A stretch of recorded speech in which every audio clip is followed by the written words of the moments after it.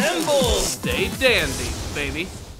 Boruto episode 190 had the impossible task of following up episode 189, which was the formal introduction of Kawaki in an episode which featured some of the best action from the entire series. Boruto 189 is still one of my favorite episodes of the entire franchise.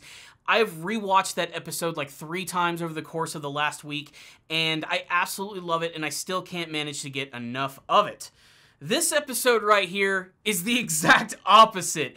It is very similar to some of the events which happen in the manga, but it looks like they're going to be expanding on them just a little bit more, because after Kawaki's battle with Garo, he passed out and he is taken in by all of the people from Konha village, and they brought him to the Ninja Technology Research Center, where they're going to lock him up, put him in shackles, and for a kid who has a lot of anger issues, this is going to be a really bad idea, as most of this episode follows Kawaki as he desperately tries to escape this research facility and outwit all of the ninja who are looking after him. And this is where a lot of the problems of this episode come in. I'm not going to dog the episode for the fact that the animation and artwork has changed, and anyone who's been watching the Naruto series from the beginning knows that there are just some episodes that look better than others. That's just the nature of the beast. I'm not going to dog the episode for that. We're back to the normal art style. This is an episode that didn't necessarily need amazing animation. That being said, there are sloppy moments in the episode, but I'm going to let that go. What I'm not going to let go is the absolute stupidity of Konha Village and all of the characters who are trying to keep Kawaki under lock.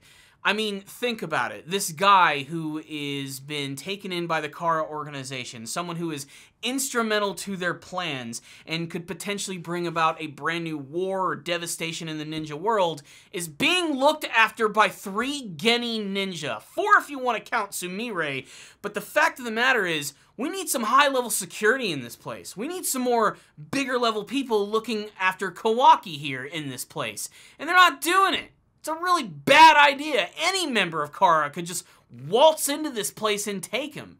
What I'm trying to say is there's a lot of stupid decisions in the latest episode of Boruto Naruto Next Generations, and that really bugs me. But the episode itself, man, was it simple. It's Kawaki who's locked up, and he is pissed right the hell off, and he tries to escape. How does he do it? By saying he has to take a piss. It's basically what he does in this episode, is all the characters sort of put up with his shitty personality.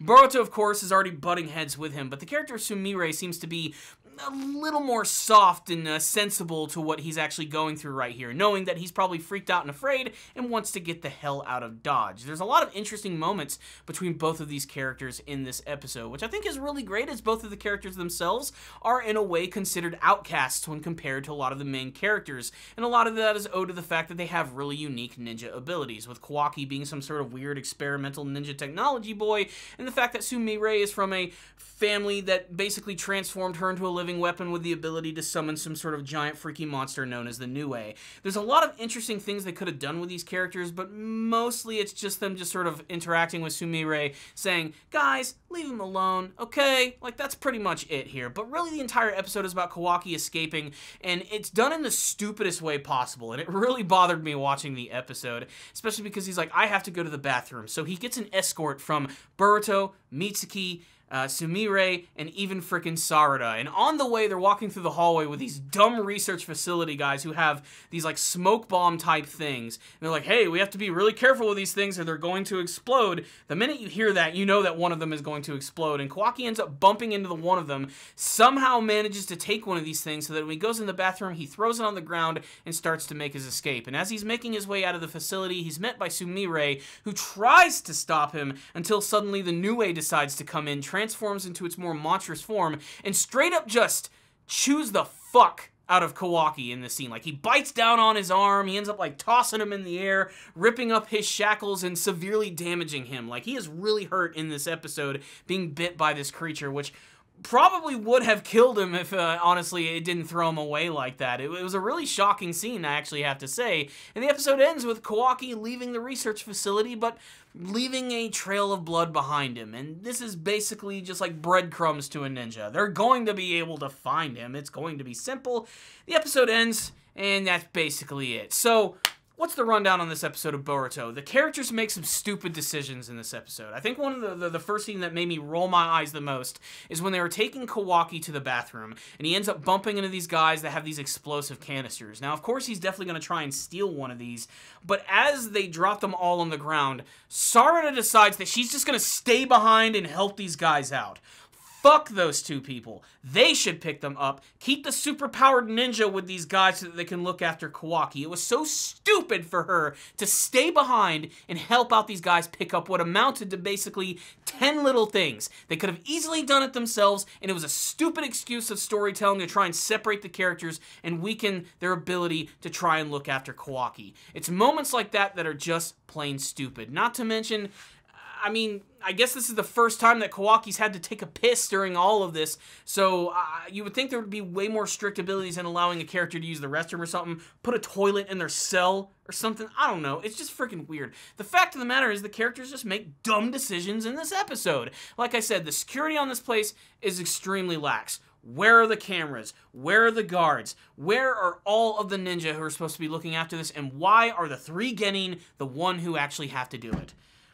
Like I said, a lot of these elements were not in the manga version. In fact, they're actually sort of building up to that eventually by adding in this brand new storyline of Kawaki escaping from this facility, which inevitably he's probably going to be thrown right back in, especially because they're also starting to build up the fact that Boruto, his father Naruto, is about to come and see him, and there's going to be like a big confrontation between the characters for the first time.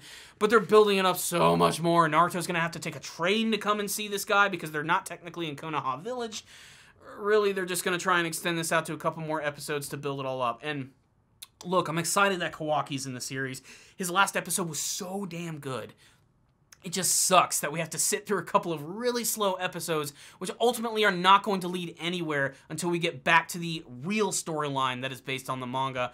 Really, they're just padding their time. And there was a lot of that in this episode. There was a lot of just walking around and slow moments and characters reacting to things, and again, making stupid decisions. Like Sarada staying behind and helping some assholes pick up some canisters. Keep her around at all times, guys. She's super powerful, and she'd be very instrumental in getting Kawaki's ass knocked out and thrown right back into his room. As it stands, that's just the only way I can describe this episode. Just and meh. I'm just not feeling this one at all. It was painfully average. In fact, to me, it was below average. I'm giving this episode a 2 out of 5. I didn't like it, and I'm trying my best not to say it's not as good as the last episode, because that's in way too much of a tall order. I expected a slower episode after this. I just didn't know that it was going to be this stupid.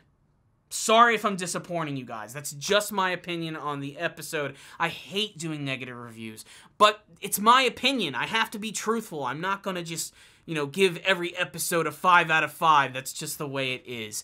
But your thoughts may differ. That's the amazing thing about opinions. Everybody's got one, and you might have loved this episode, and you can tell me why or why not in the comments section below. So sound off about the latest episode of Boruto Naruto Next Generations, Kawaki and his big great escape, and where it's going to potentially lead for the rest of the series. There it is, my friends. Thank you for watching this review. If you liked it, please give it a thumbs up. I'd really appreciate it. I know I dogged the hell out of this episode, but again, you come here for my opinions, and that's basically my opinion. So if you did like the video, please give it a thumbs up. I'd appreciate it. And please, subscribe to the channel for more video reviews just like this. I promise I do a lot of positive reviews too, but not everyone is going to be a winner. Some of them are going to be real stinkers. I also want to go ahead and take this time to thank all of my patrons. You guys are freaking incredible people making those monthly donations. Remember, first-time donators, I'll review an anime series of your choosing, as well as adding your name to this list of amazing people. These are the super producers of Ace Guru. I have a lot of Patreon reviews which are going to be coming up real soon. I'm just about finished with my next one, and it's on a comedy anime series called Mr. Osamatsu. It's a pretty popular franchise. I know there's a current season that I believe is airing right now. It's my first exposure to the series, so make sure to stay tuned for that so you can get my first thoughts on that ridiculous show. So thank you guys so much for watching this review. I'll see you all next time, and as always, stay dandy, baby.